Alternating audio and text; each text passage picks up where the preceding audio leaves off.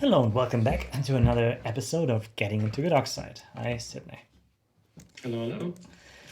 And yeah, does it look familiar? That's our last episode's. Is that our last episode's code? Oh, yeah, it is. It is. Because we made the prefix struct, right? Yeah, and then we implemented one function on it. I see you took my bait with the leading question. It is what we did, but I did refactor it and I added documentation because I just didn't want to spend an episode doing that. Refactoring was quick because I didn't like the fact that we have to use the kind to match on it and then kind of, we had all the code that does something in a match arm that was relative or that was for SHA-1. And this implies when there's SHA-256, you repeat that, you copy paste, but you have larger amount of bytes. And that shouldn't be necessary. And I thought, yeah, why is it necessary? There is no good answer because it's not. It's more like get a null ID of a certain kind, whatever is the kind of the source ID here. And then you can work with that completely generically. And that's all. And everything else just works as before. I added documentation and I improved the names. So this was previously called prefix because I didn't know better, but now it's kind of the obvious as OID because it returns a prefix as OID, and that is all. And it kind of tells you what that really means and that you have to be careful with that OID because it's not really an OID in that sense. It doesn't describe an object uniquely necessarily. But yeah, that's for the caller to figure out. We don't prevent people from misusing this. Okay, so now if I run... Looks good. The test, well, at least it looks better than before. There was, I think, now I feel happier and ready to move on. Let's put that down here. In case we manage to write another test today, which I really, really hope. And also the build result should go here. Okay, everything works. We did start to write a test in PEG, didn't we? And there we wanted to have the prefix to be able to make a call, but didn't yet get to that because we needed to write the prefix. So multi-index, access. Oh yeah, here lookup abbreviation. Can I jump there? No, I can't jump there. Look up abref. So yeah, I think I already renamed that, or we already renamed that. I don't know. So it's definitely lookup prefix now because it makes sense. Maybe now that you see this. Oh yeah, so here we calculate a hex length, then we create a prefix accordingly. And now we just want to do the lookup and expect that it's not ambiguous. So I think now we can actually do this here. And that should be the test. Oh yeah, and here was still the question of how do we show non-existence and ambiguity. And postpone that for a later day, which probably is today. Probably. Yeah, I guess it's time. Oh yeah, but also this means that now we can finally, give it a prefix. Make this simpler. Git hash prefix, there you go. And that's an own thing, that's fine. It's okay. Okay.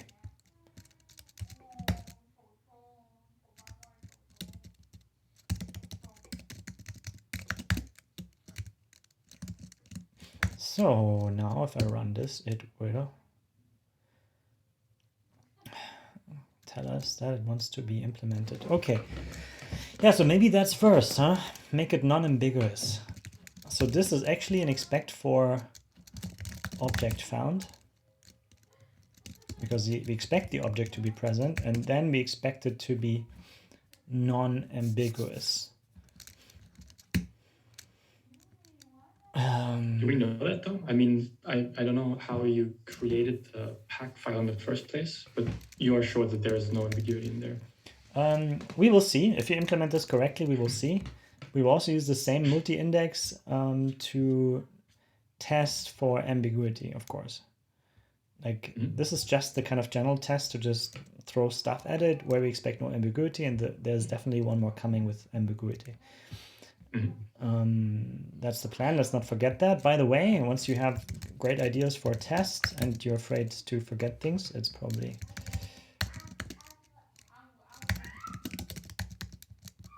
something like that. It's probably a good idea to just jolt it down and ignore it so that it now shows up in the test. So as I run this, we have one ignored, so that's always a marker to write more. That's actually what I do a lot. When I have an idea for a test, I just write it down like this and implement it later.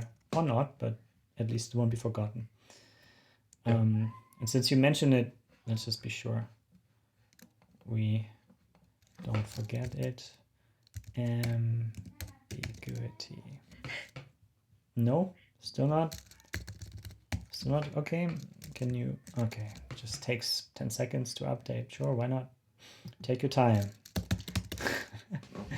It's ridiculous. Yeah. One fine day, we get a fast IDE, do we? But we still have to wait till 2030, and probably I'm not even too far off about that. So, yeah, ambiguity. Like, how do you want to access this? Maybe with an option, like, now we want to say, give me the get unique object or get unique match or something.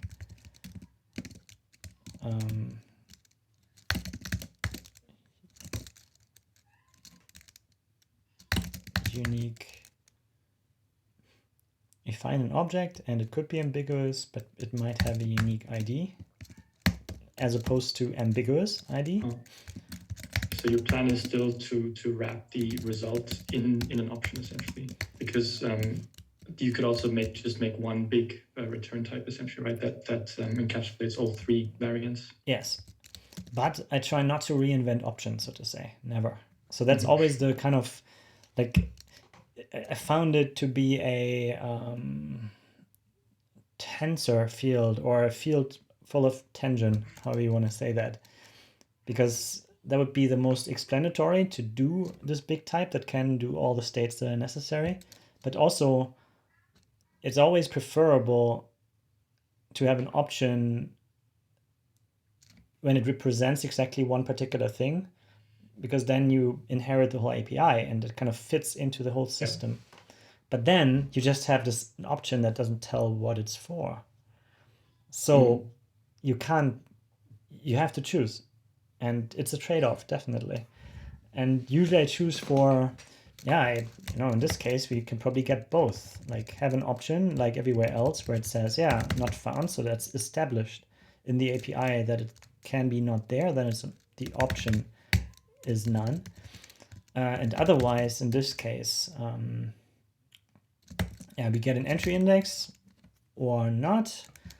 Lookup prefix. Yeah, we want an entry index too because we don't want the object ID yet. Even though usually that's what you do. Like, but this is low level enough to say, okay, then let's get an OID by index, because we could also get the offset in the pack and all these things by index later. So index is better here. See, OID at index, and this is how you have to go. I wouldn't want to conflate this, even though most calls will just want the OID and don't care about anything else. But it's low level. I would keep it similar to lookup. That's fair. At least for now. Maybe later we change our minds, but for now it looks like the way. Yeah, now I think last time we already looked at this. And didn't I? Yeah, there should be this extra type that can be shared among... Yeah, I mean, you just wrote it down quickly, but you got rid of it again. It's like a prefix result, essentially. Yes. Something. You weren't sure where to put it. Yes. I think now that's the question. So we are here in Git pack, and there will also be a Git Git ODB. In Git ODB, there is the object database implementation, which also needs this kind of prefix lookup. So the question was, oh yeah, right. I think the answer last time was it can be in Git pack, that type, because Git ODB can use or is using Git pack anyway. So you can just find a good spot here. Then I noticed that Git pack is kind of a weird prefix, Git pack ambiguous object or something like that, or ambiguous. You know, from a name perspective, it's strange that it's in Git pack. It's more like a Git ODB thing, Git ODB ambiguous. And that makes sense, more sense. And but then pack can't use it, which would be sad because Big Pack does not depend on ODB. And then there was the question, could that be elsewhere? Yeah, maybe, but it's a pure function of object lookup. So it's really either, it's probably a Git ODB thing. So yeah, it's probably okay to have a Git pack version of that. And, you know, just live with it, I guess. I don't know. Or go with the option. At least you know. Like option, that's the alternative. Yeah. True. Option. Second option is for ambiguity. Don't forget. Since it's low level, I would even not mind that very much, but I've rarely ever seen this. Like option, result, option, that's what you see in the wild, but you don't see this ever. So let's not go there. Let's not create this. Okay, let's just put it somewhere, move it around later. There's even find traits here. And that's good. Oh, find traits here. Let me push this here for now. And these find traits, look, contains, it's essentially lookup, more or less. Like, is that contained? And this, I could imagine that this gets another sibling method that is more like a lookup for prefixes. The thing is that this particular trait here, it's tailor-made to deal with pack-specific lookup. So I don't think we need it there even. Or do we? I think we do need it there. Oh, you know what? Let's not talk about it. Let's just do it. Just put it in there. I think it will flow naturally and somehow it will work. Find traits. Okay, so we have git pack find. Maybe this is a nicer module.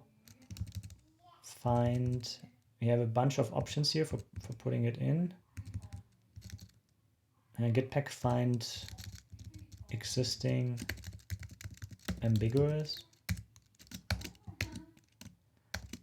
Yeah, that could work. Or exclusive. Git find exclusive. Yeah, okay. Let's start with something and experiment. Exclusive? Is it exclusive? No, it can't. No, that's not the right term. Objects are not exclusive. They can live in many places, actually, in the object database. They can be duplicates. Different packs can have the same object if they want to. That's fine. So exclusive, definitely not. Ambiguous lookup.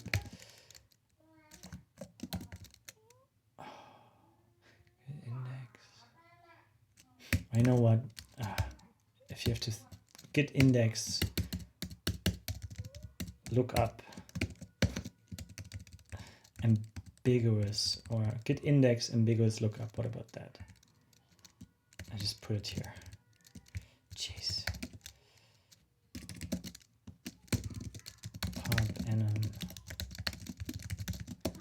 So that's quite descriptive. And there we have, or prefix lookup.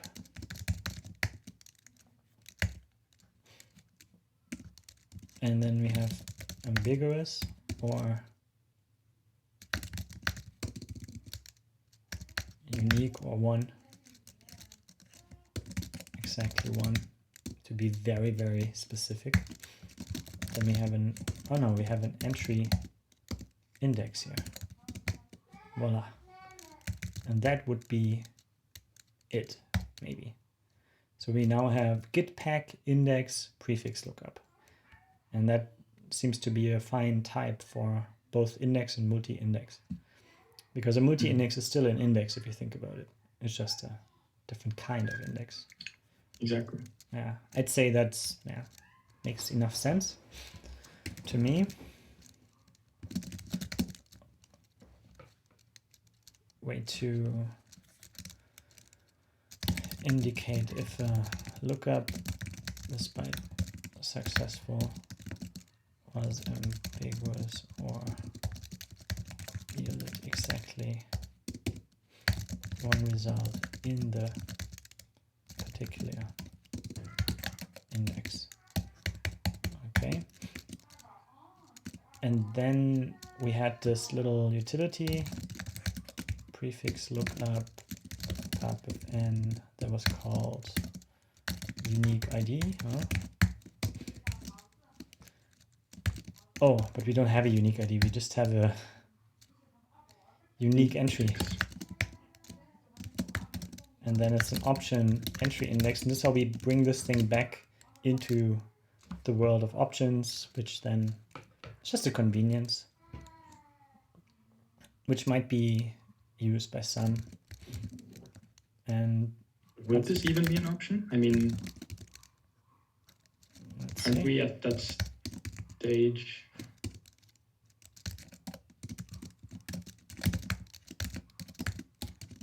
Like, oh yeah, of course. Still have to check. Like this. Yeah. The thing is, now I invent this just for the test, but also tests usually I think this can be useful, but it's something to watch out for. Maybe it's not useful, and then you rather have a little utility in the tests themselves. Even though I can imagine that similar tests we write for multi-index, for index, and then, you know, use it twice already. So I have the feeling this is useful. Mm-hmm. And same for the loose object test. There's a bunch of tests that can probably use it. Oh no, no loose objects. This is specific to the prefix in packs, which is also fair. Okay, now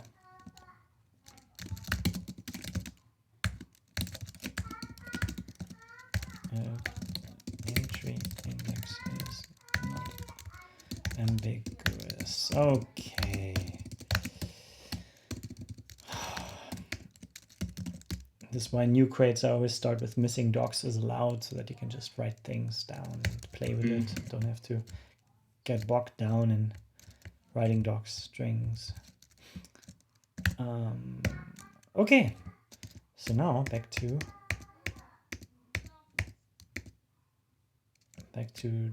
this prefix lookup. Oh, entry index. Is this the same type? Oh, it's not the same type. That shouldn't matter, I think. Should work.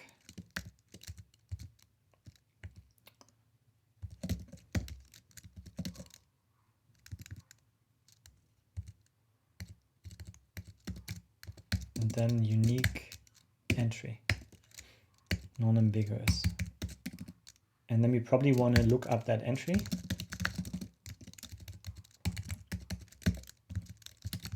Entry index and validate that file OID at index is the same index. And only then we know it's right. Mm-hmm. Entry index. This is always returning something useful. Is entry OID. Okay, and now that's the round trip here.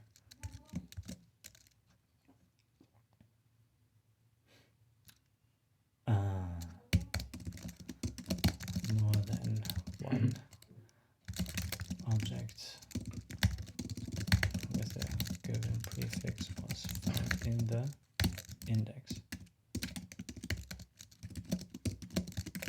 Exactly. An object.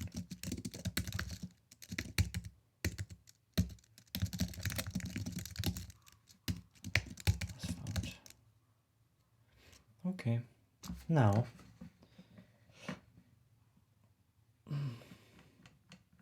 finally the implementation. Now the test is finally done. All that just for the test, right? Interesting. Oh, 20 minutes in, another 20 to go. Let's see. Yeah, now we have this. Now we just have a binary search and then particular object lookup. Binary search is here. That's interesting. That's interesting.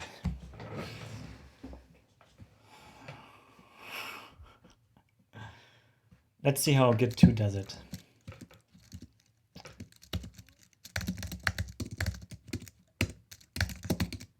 Because we now found another thing, I think. ODB exists prefix.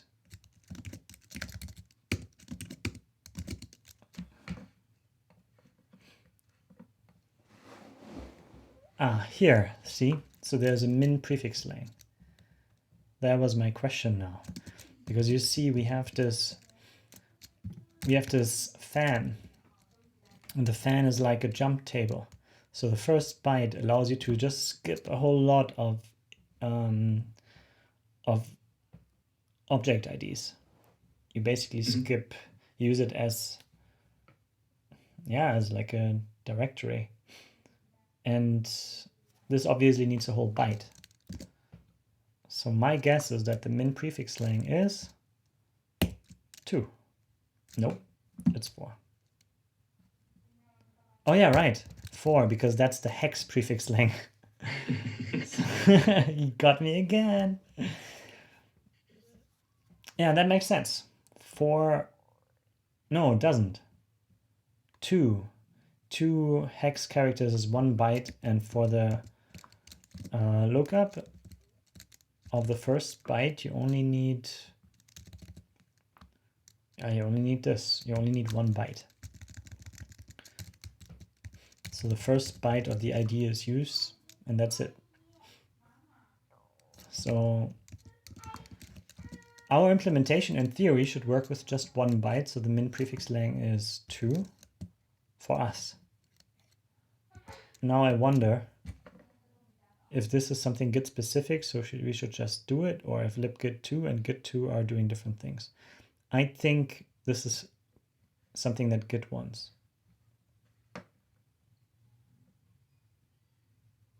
Yeah, I think that is an unrelated change here. Okay.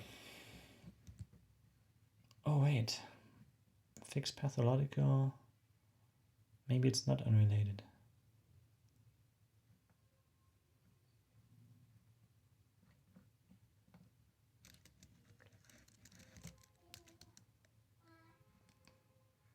As discussed in chat.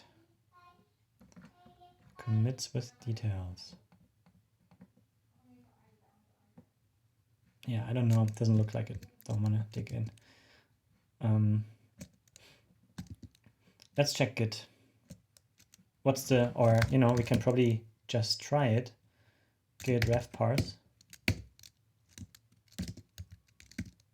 That does not work here.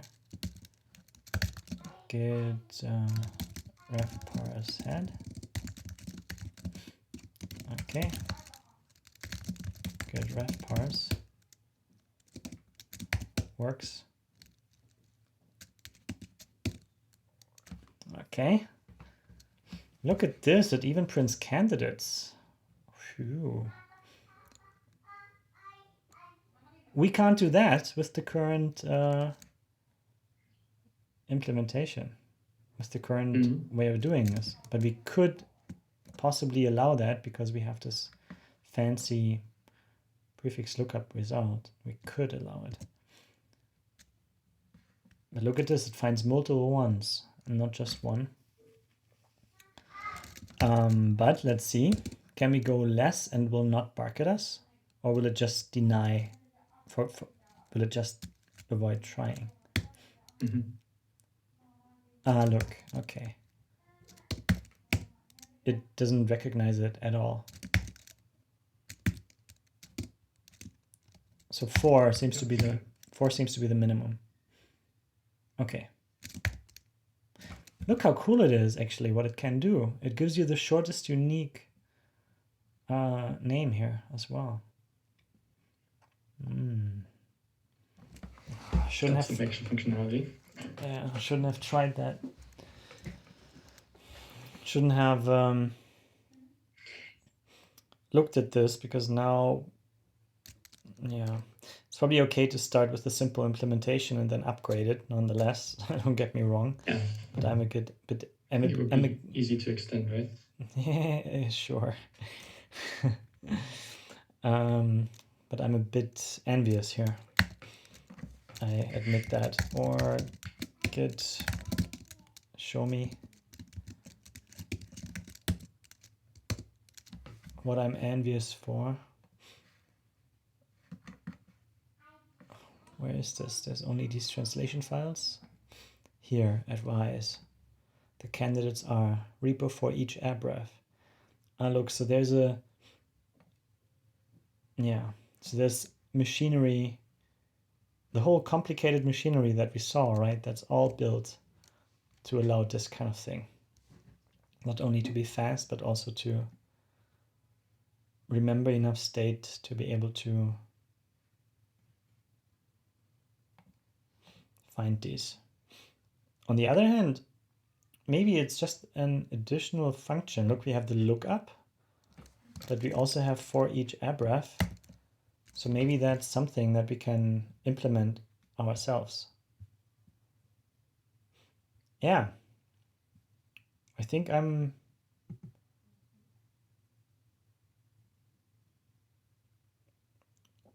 may be overestimating this.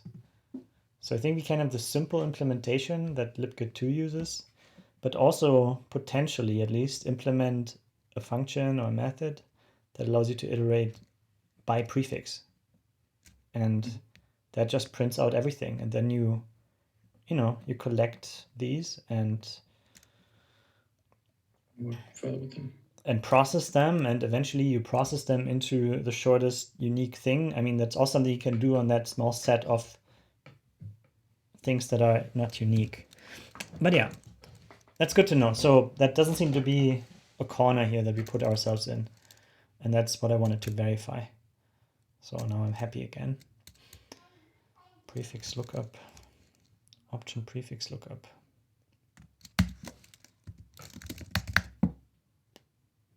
Yeah.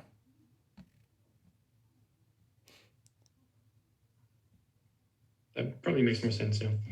And you kind of have to verify it, or kind of have to further process it, essentially. Yeah, I mean, now that you name it result, it's like, why not a result? Result can also say, option result, okay, is the unique thing, and error can be anything, can be a unit. Just if there's an error, then it's not ambiguous, that it is ambiguous. Then we save all this.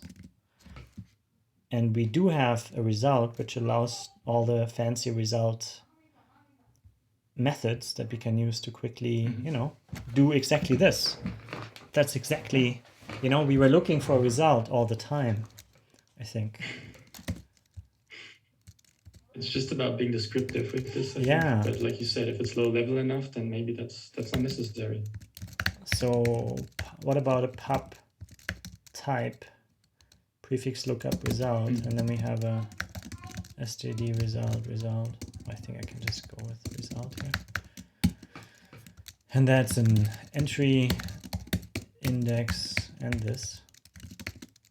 Can even keep the docs for that.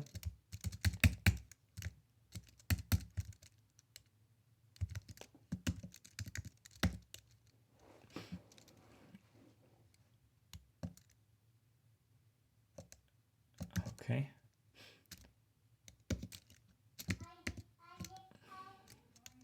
Okay.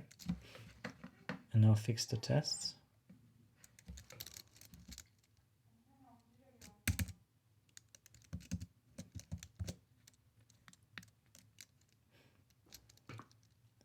And that's that. I think that's how this... Yeah. I mean, you know, can imagine moving this thing around, but I'm happy with the type itself. Okay, so now there's also the new min prefix. And the question is where to put that. We could bake it into this low-level type, or yeah, where to put that. Since Git does not allow ever to have prefixes smaller than 4, I would even bake it in here. Yeah. And see how this affects us. And it looks like we spent this whole session again to deal with types and make them represent, or make invalid states unrepresentable. And I guess that is awesome. It's just what you have to do. Yeah. But yeah, I like putting it here because that's when you create the prefix, right? And we already have to check here if it's too long. So kind of makes sense to put the other side in there as well. Yes. And now the question again, if it's too short, like the panicking, it gets worse and worse for me. I mean, we could make this a real error now and just say what it is, and then people can just use it and they don't have to check again elsewhere. You know, they can still put some context around this error that we may return here to make it nicer even, but if you don't, you still print an error that is somewhat descriptive. So I think I would now go for an error and also add a test.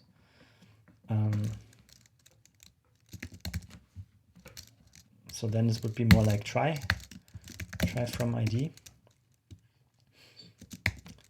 And we have git hash prefix init error or something, maybe. Git hash prefix init error.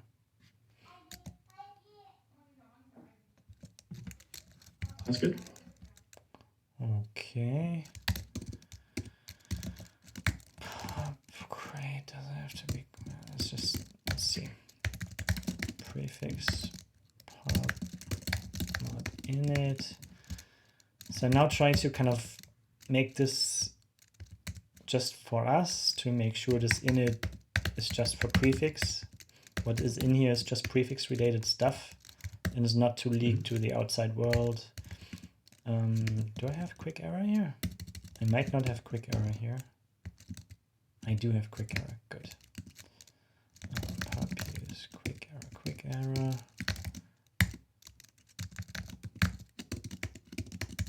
Oh, sorry, use quick error. And then this. Okay. Pub enum error. Derive debug. Is always the same boilerplate, so I kind of can do it by now.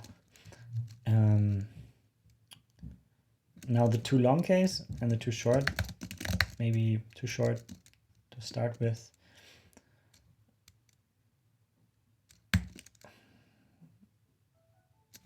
Too short, lang, hex lang new size. Let me display that.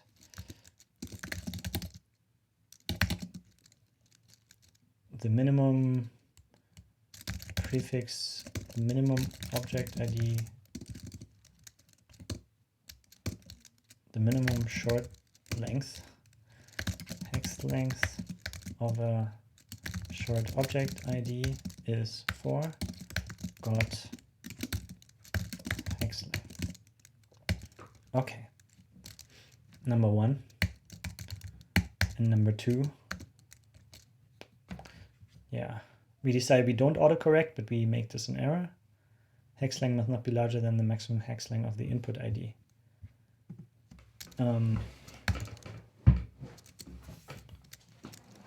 How do you represent that? Too short, too long? Prefix. Hex length, yeah, too long. Yeah, it's called too long.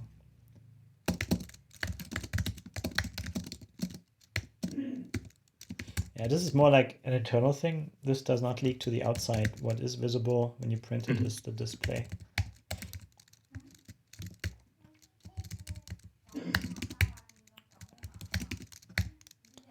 So, hex length must not be larger.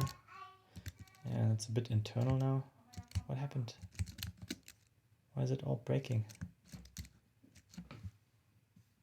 Oh, I think now. Okay, now it's back again. Hex length must not be larger than the maximum hex length of the input ID. Okay, so here we have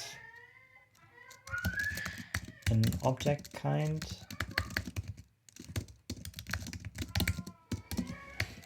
And we have the hex length.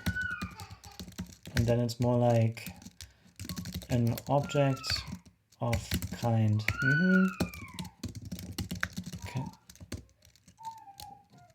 Cannot be larger than in hex, but was requested, something like that. So now we have three things. Oh, okay. I have to wrap it up real quick. Yeah.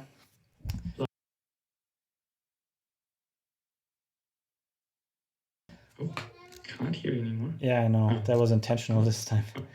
Because running out of time. Clock is ticking. Object kind printed cannot be larger than object kind dot lang in, what is it? Lang in hex bytes? Something like that. And requested was hex lang.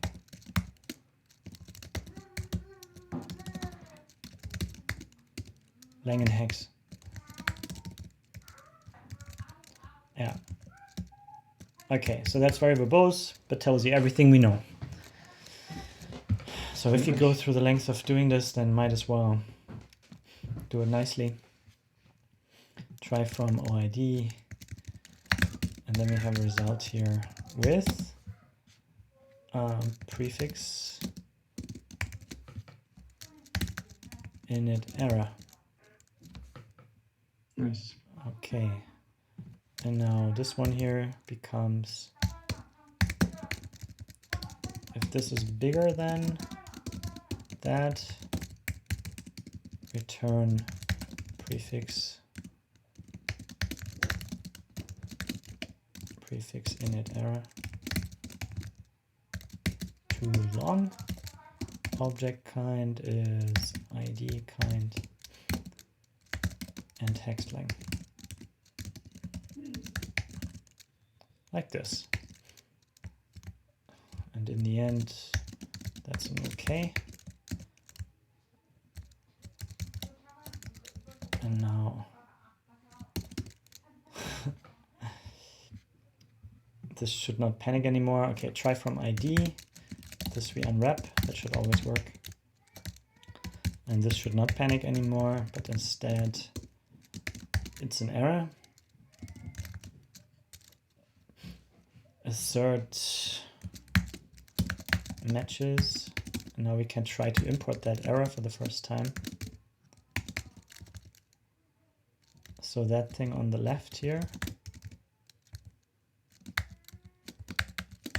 it should match.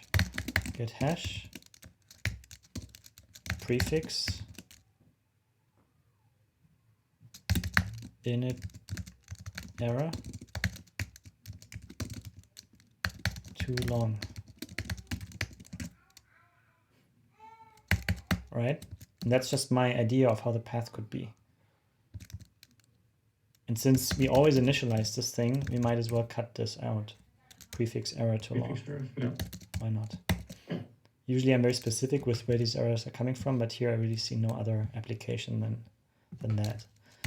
So we can make this pub, put that here, documentation, oh yeah, documentation, to do no time. The rest is allow missing docs. Okay. And then just have to import it into the right spot. So now we get the module and we get the prefix. So that should work. Yeah, it's still in the lookup function.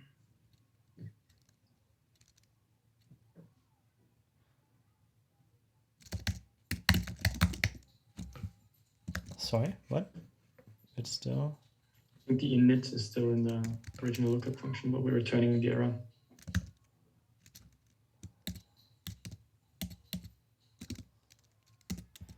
You mean here somewhere? Yeah, I think I quickly fixed that. That popped up in the build errors. But there's still one to go, which is here, because that's not what?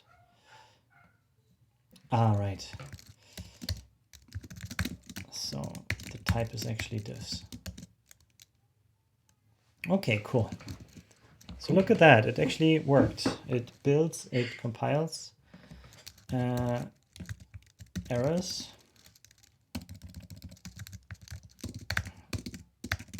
And just to have something that is complete. Today errors if hexlang is too short. And then we just give it a null and we get a hexlang of 3. And here we could try to go to 4 in our test and see maybe 4 is already good enough. Where do we decide where the hexlang?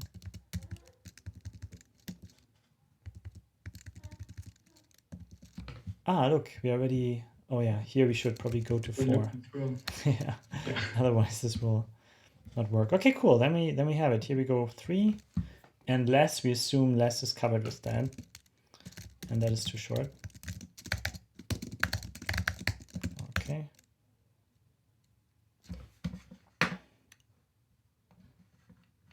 And it fails because nobody cares. To do. If hexlang is smaller than 4,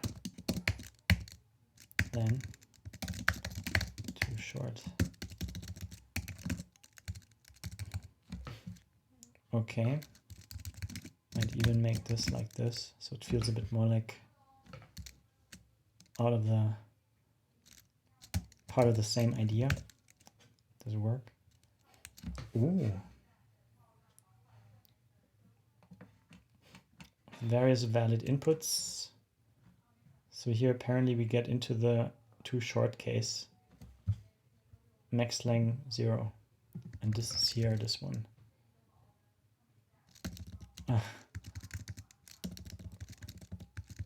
Yeah. Yeah, so that does not work anymore. We can't do that anymore. So no need to test really.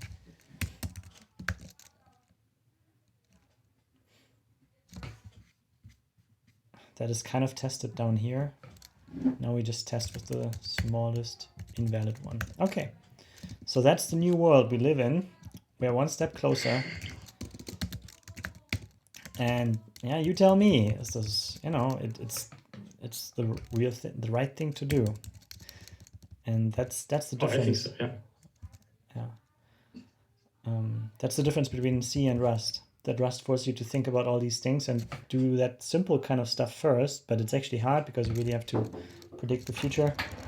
And but that's great. I will commit that separately and hope to see you in the next episode. Bye bye. All right.